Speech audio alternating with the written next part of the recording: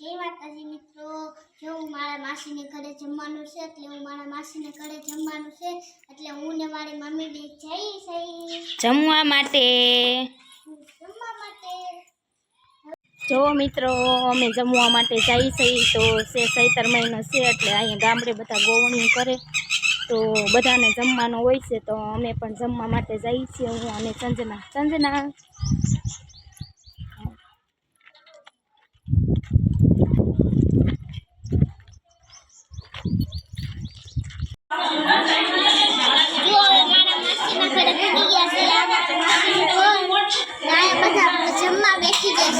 કોઈ વાસણ ઉટકે છે, કોઈ રોટલી બનાવે છે, કોઈ જમવા બેઠું છે.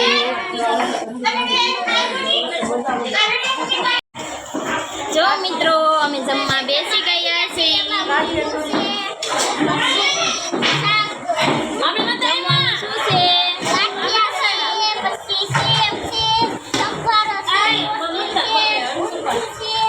સરસ મજાનું શાક છે. જો અમે બધા જમવા બેસી ગયા છીએ.